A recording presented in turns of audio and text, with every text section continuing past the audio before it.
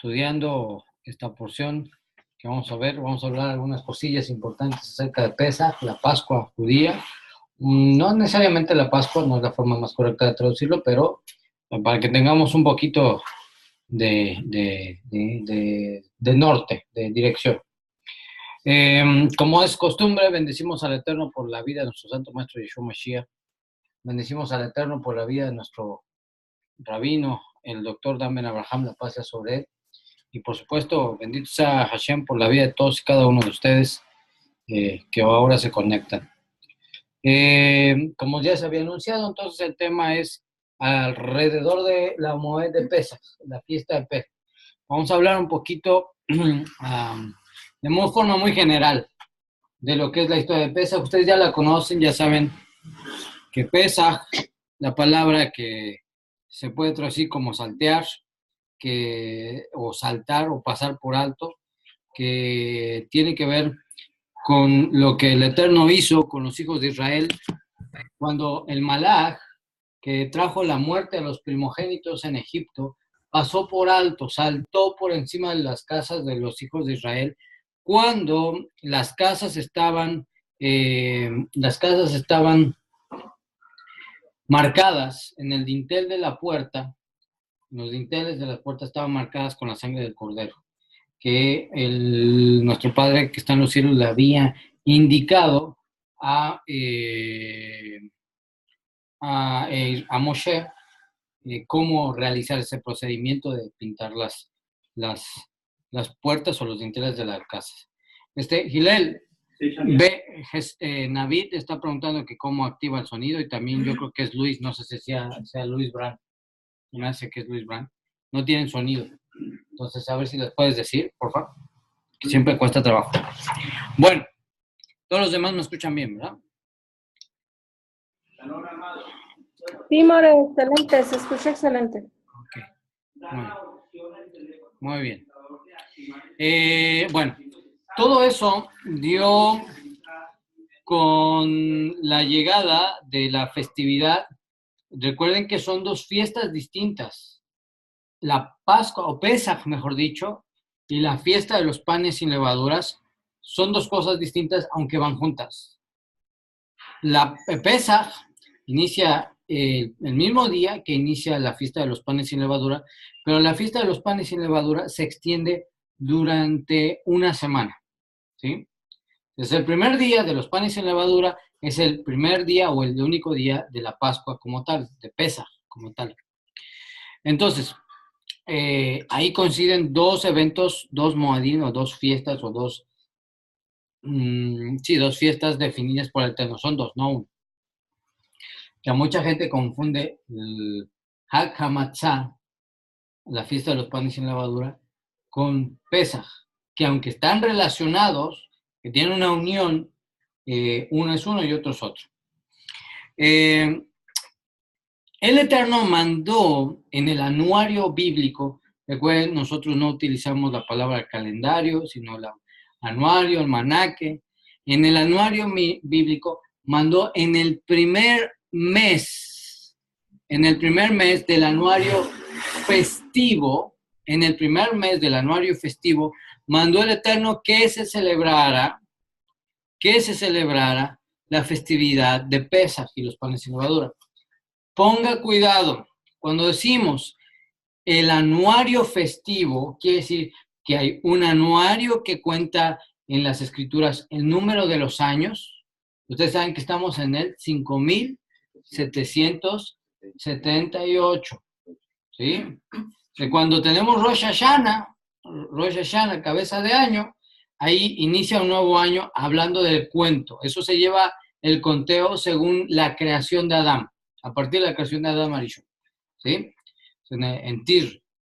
Esa es la cabeza de año según se cuentan los años. Pero en el almanaque bíblico se cuenta también de acuerdo al inicio de las Moadim, de las fiestas. Quiere decir que en el almanaque tenemos dos cabezas o dos inicios de año. El inicio de año que marca el cambio de los años, los inicios de meses, y el inicio de año que marca el ciclo festivo, ¿sí? El inicio de año del ciclo festivo inicia en el mes de Aviv o Nisan, también visto así, Aviv o Nisan, y es el mes donde se celebra la fiesta, la Moed de Pesach, los panes sin levadura, y ese es el cabeza de año. Lo van a encontrar así, por eso es que mucha gente se confunde porque en las escrituras ven que tal mes le dicen cabeza de año y tal mes le dicen cabeza de año, y uno dice, bueno, ¿cuál es cuál? ¿Este es el principio o este es el principio? La razón es que es uno que cuenta el número de los años y el otro que cuenta el inicio del ciclo festivo. Es como, por ejemplo, en México tenemos el anuario civil que marca todos los días, pero también tenemos el anuario, por ejemplo, escolar, el calendario, o mejor dicho, el almanaque escolar, donde marca cuando inician los cursos escolares, cuando hay faltas, cuando hay eventos, todo eso, y está dentro del otro, ¿sí? Entonces, ahí nos ubicamos. Entonces, el anuario festivo marca la primera moed del ciclo anual. ¿Cuál es la primera moed del ciclo anual? Pesaj. A partir de Pesaj vamos contando.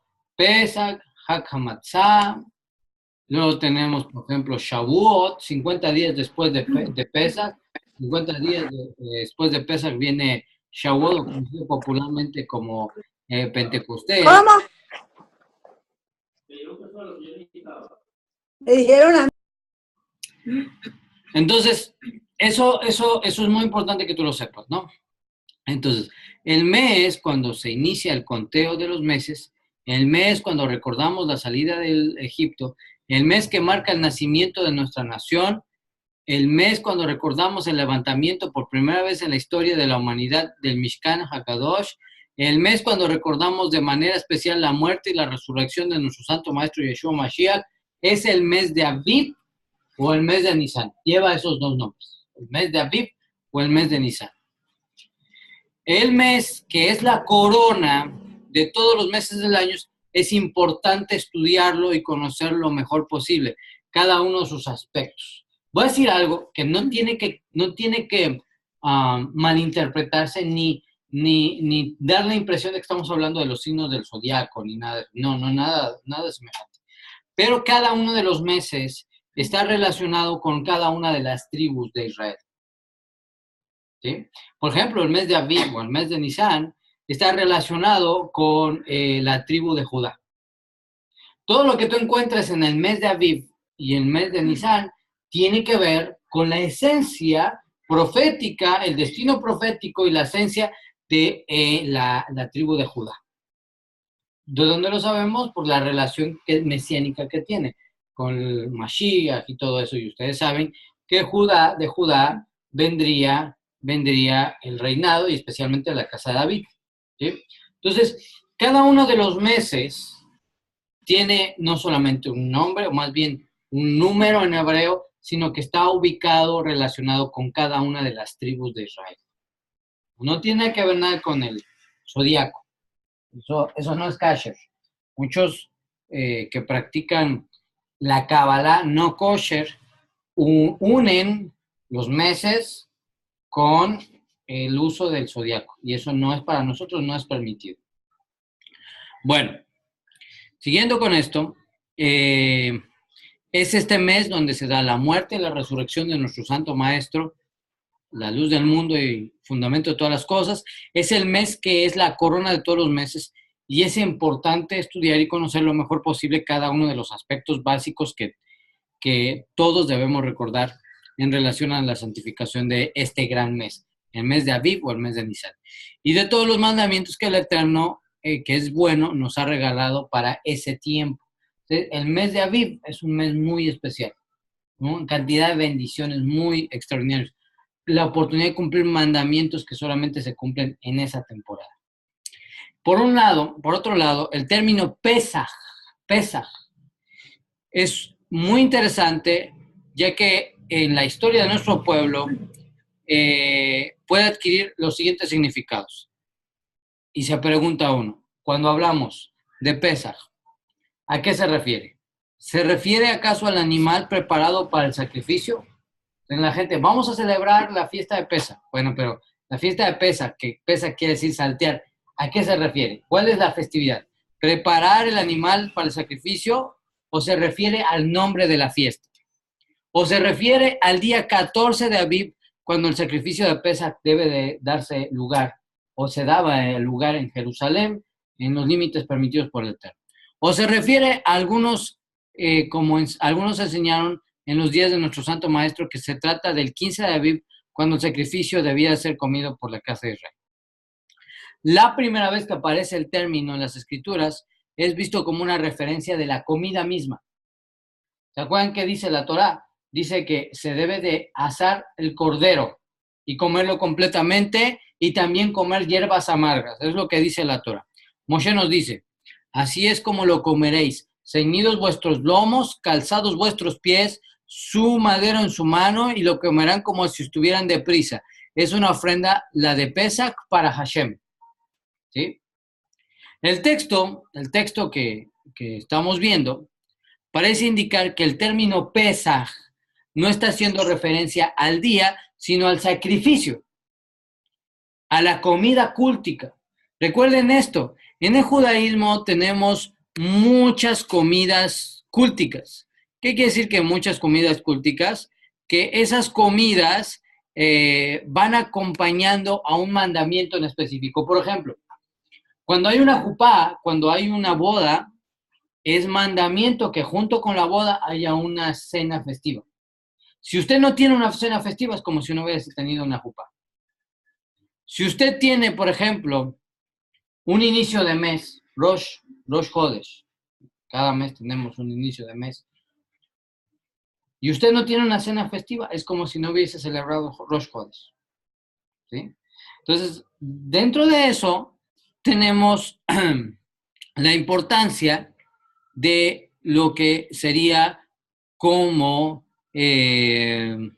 como una comida cúltica. O sea, cuando nos reunimos en la comunidad y todos traemos y aportamos alimentos y nos reunimos y participamos de eso, entonces lo que tenemos ahí es una comida cúltica, en honor al Eterno. Lo mismo ocurre en Vayikra cuando otra vez se afirma la idea de Pesach para Hashem, la Pesach para Hashem, lo cual sugiere la idea de la ofrenda misma en honor a Hashem, y esta ofrenda se llama Pesaj. Casi siempre el uso del término está relacionado íntimamente con la ofrenda, no con el día, ni con el animal mismo, excepto en otra declaración traída por Moshe, donde pareciera indicar que el día 14 de Aviv, más que el sacrificio o el cordero, es lo importante, el día. Entonces, para que vayamos entendiendo esta información. Dice lo siguiente, de Ramsés salieron en el mes primero, a los 15 días del mes primero, a la mañana siguiente a Pesaj. Aquí la frase, la mañana siguiente a Pesaj, es indicativo del día más que de la ofrenda, de la mañana siguiente, del día de Pesaj. ¿Cuál fue el día de Pesaj? Cuando el ángel de la muerte pasó y eliminó a los hijos de los primogénitos de Egipto, pero salteó a los hijos de Israel, ¿sí? Y eso fue al día siguiente que salieron los hijos de Israel. Entonces ahí nos habla un poco que en ese contexto nos habla que lo importante o lo que se refiere con Pesaj es al día. Por otro lado, leemos en el libro de Yehoshua ben Nun, de Josué hijo de Nun, que los hijos de Israel entraron a la tierra prometida, comieron el grano de la tierra a la mañana siguiente de Pesaj, panes sin levadura, grano tostado en el mismo día. Esto nos presenta un problema que debemos solucionar. ¿Cuál es el día que se refiere la Torá cuando habla de la mañana siguiente a Pesaj? ¿Es el día 15 de Aviv o es el día 16?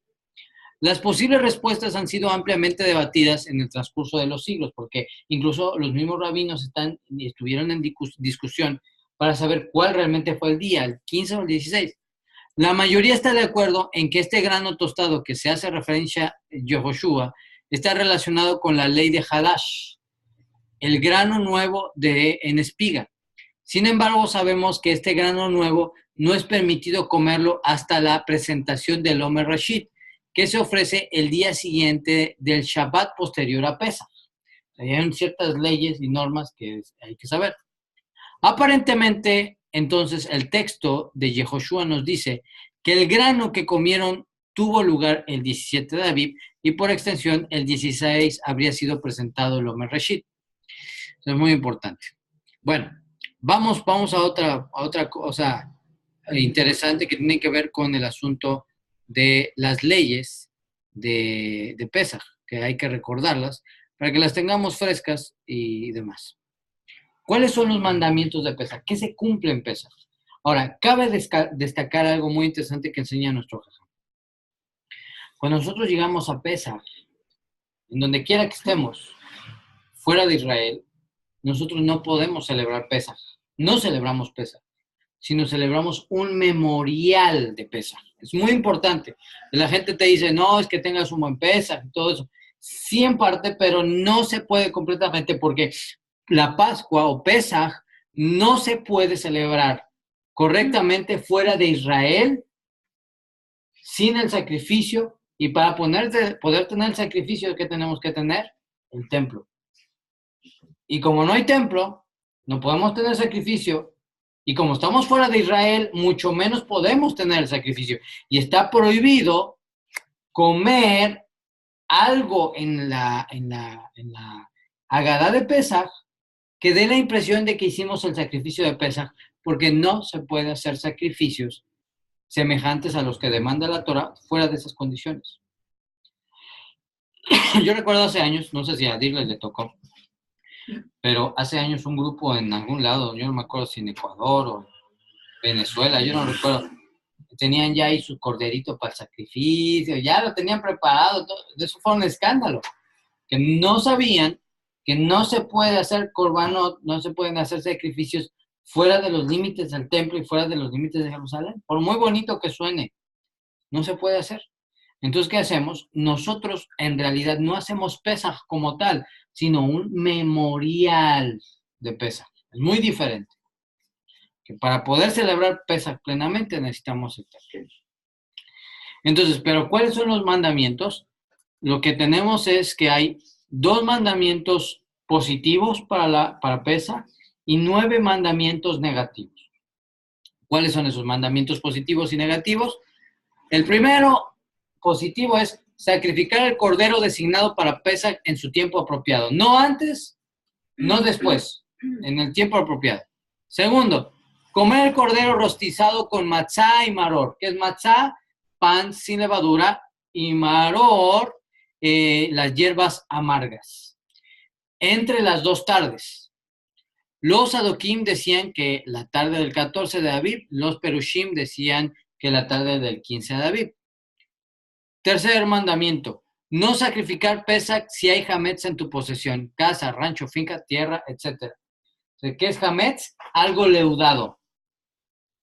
Pan leudado, grano leudado, líquidos leudados, lo que sea que haya tenido leudado. Por ejemplo, la cerveza, al ser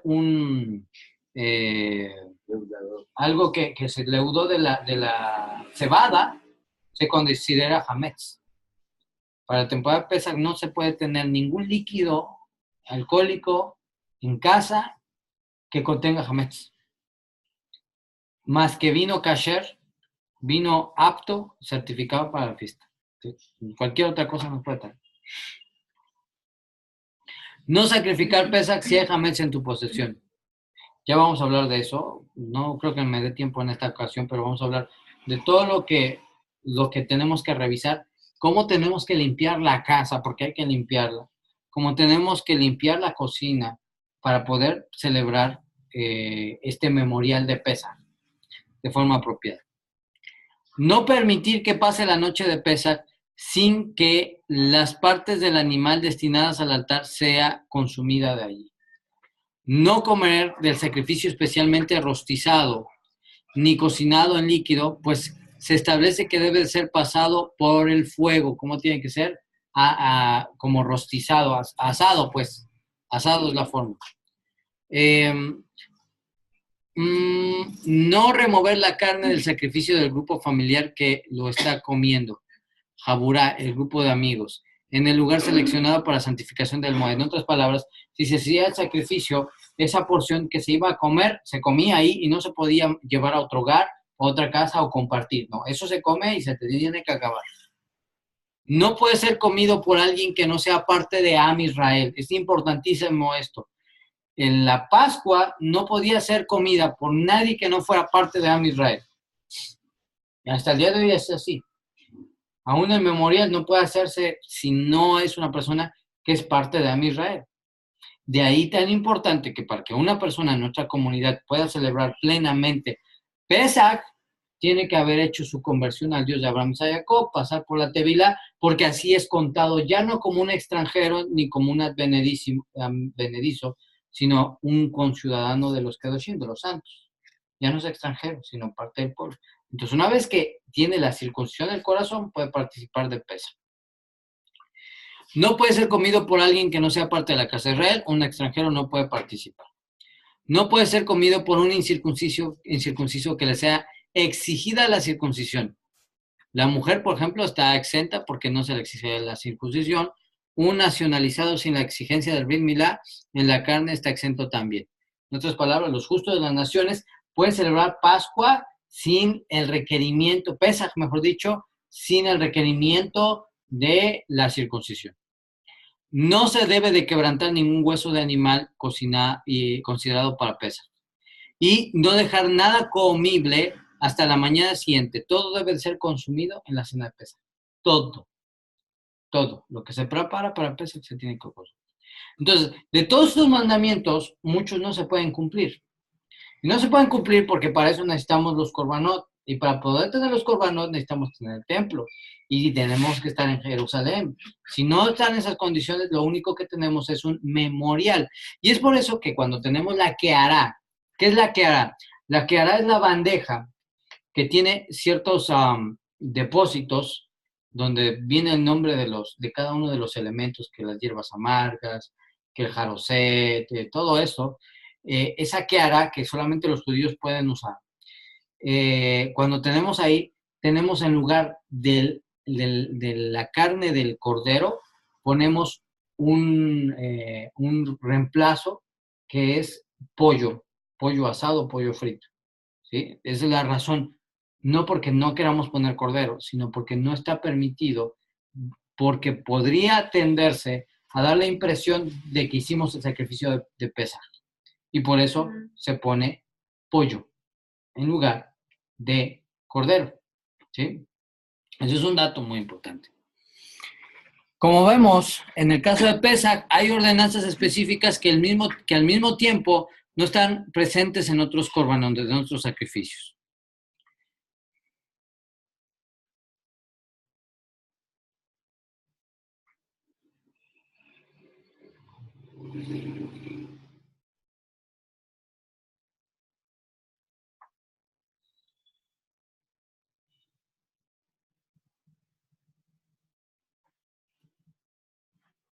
Muy bien. Entonces, cuando llega Erev Pesaj, que es como Erev Shabbat, la preparación de Pesaj, nosotros tenemos que preparar lo siguiente. Tome nota. Los primogénitos, todo, sea hombre o mujer que haya abierto matriz, debe de hacer un ayuno. Sea judío o justo de las naciones. Si tú eres primogénito y abriste matriz, te toca hacer ayuno. Desde la mañana hasta que inicia la festividad. ¿Sí? Segundo, tenemos que tener los elementos listos para Pesaj. A decir, vino kasher, panes sin levadura, matzot. Tenemos que tener las hierbas amargas, que usualmente se usa o la raíz de la raíz de la lechuga, o se usa usualmente, no sé si aquí hay este rojo que se llama el rábano. ¿Aquí hay rábano? Entonces se usa como hierbas amargas también. Se utiliza el jaroset, que es una mezcla de miel, puré de manzana y vino, que se utiliza para una parte del ritual. Yo voy a hablar más en otra clase acerca de todos los elementos, nada más lo estoy citando rápido. Necesitamos todos esos elementos, necesitamos la cena. Esto no es la cena, esto solamente son porciones simbólicas que se ponen para cada uno de los comensales, para recordar la salida de Egipto, los ladrillos y la argamasa, el cemento con el cual se hizo eh, las pirámides de Egipto y cómo los hijos de Israel sufrieron por todo eso. Posteriormente hay que hacer una seudah mitzvah, una comida festiva, que es independiente de eso. Una norma importante es hacer una lectura y un recordatorio de la salida de Egipto. O sea, se tiene que hacer la Agadá, se tiene que recordar lo que pasó cuando los hijos de Israel salieron de Egipto. Por eso es Agadá. Después de eso, se tiene que llevar a cabo el ocultamiento del matzá. Usualmente se tienen 3 matzot y se toman ya sea en una bandeja o en una tela hermosa, especial, que tiene 3 compartimentos. Se toma dentro del proceso, se toma la del medio y se parte. Y esa que se parte se da a repartir a los discípulos o a los miembros de la familia. Justamente esa que se parte y que se da de comer a los discípulos es probablemente la que nuestro Santo Maestro tomó para decir, este es mi cuerpo, por el cual por vosotros es partido. ¿Sí? Entonces es usando muy apegado a la versión común. Pero ese es uno de 3 matzot. Quiere decir que tenemos que tener matzot, que es pan sin levadura, para la festividad. Es un requerimiento.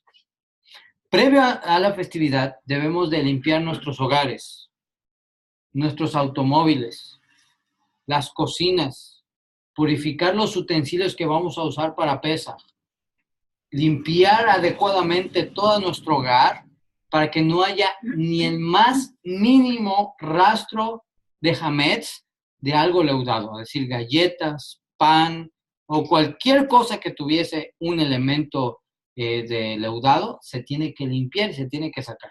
Eso nos habla del gran esfuerzo que se requiere para la limpieza del hogar, que involucra al mismo tiempo, además del esfuerzo para la limpieza del hogar, una terapia para el alma. Una terapia para el alma.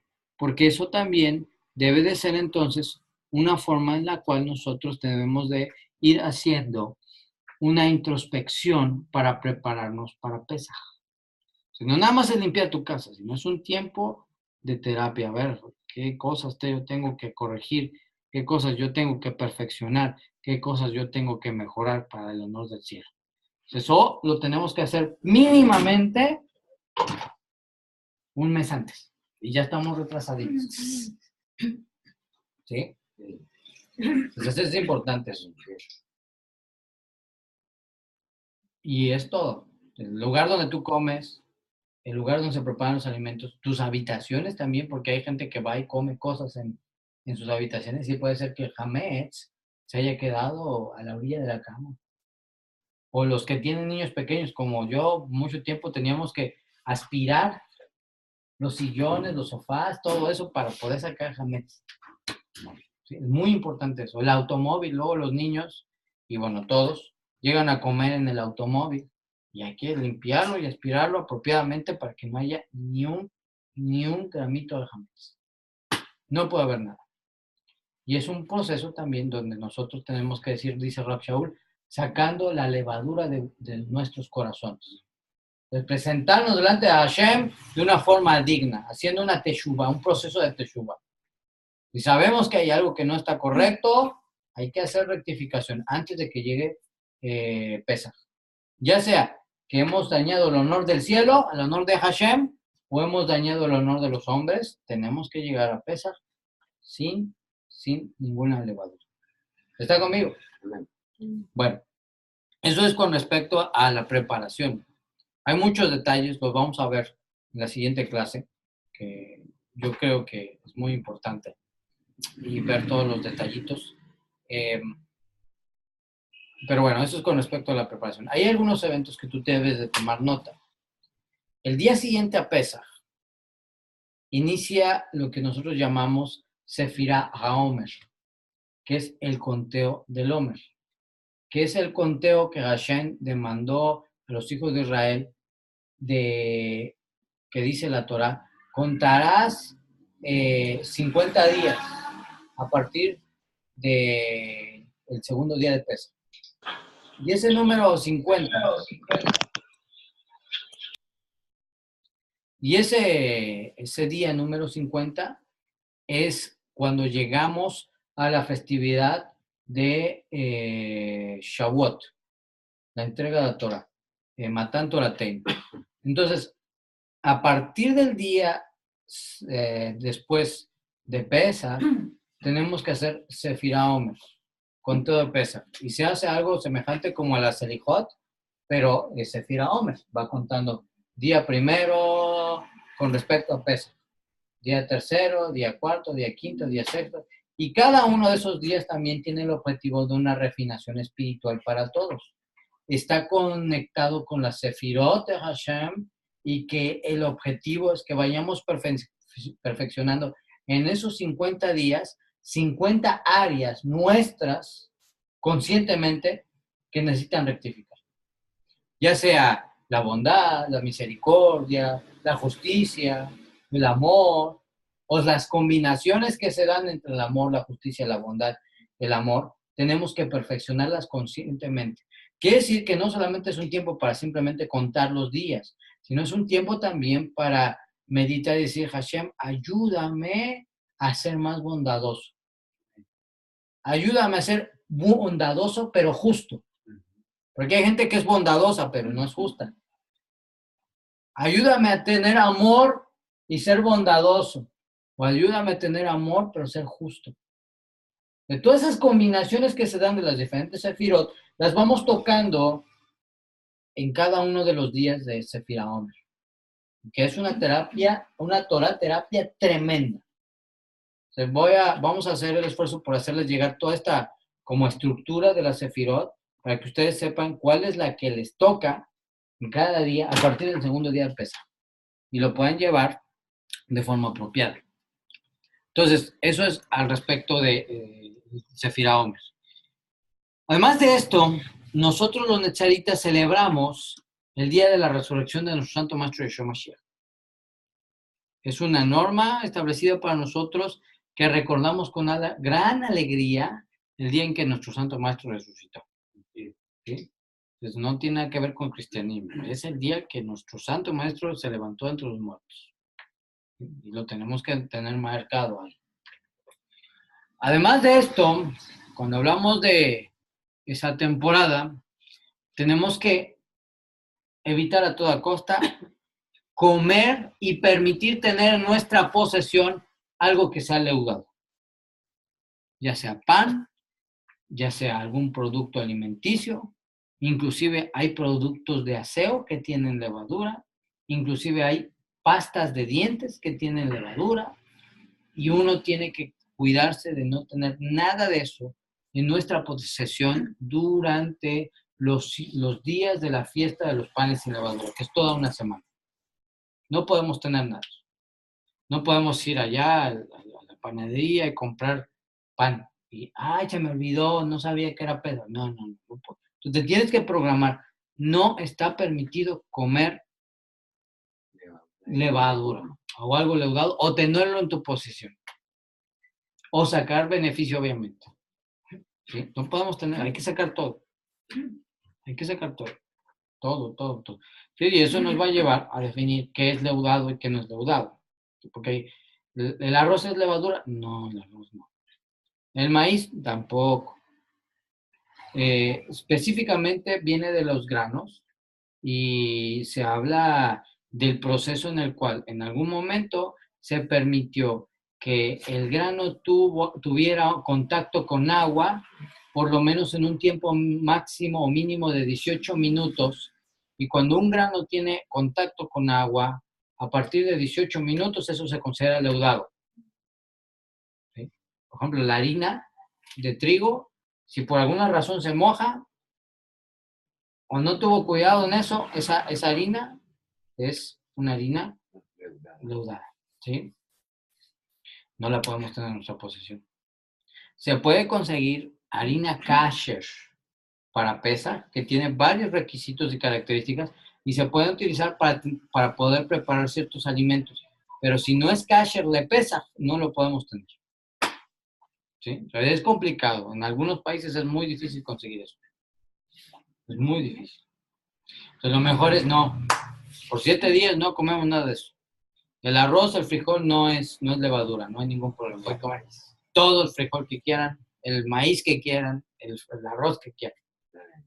Pero la avena, la espelta, el trigo, esos granos, La harina, la cebada, todo eso y demás cosas. Vamos a tener una lista, por supuesto que sí, para que ustedes se guíen. O sea, no os asustéis. El vino tiene que ser kosher de Pesach. Si no es kosher de Pesach, tiene que hacer eso. hay manichewel kosher de pesa. Sí. Aquí les voy a enseñar uno que tenemos. ¿Lo puedes mostrar?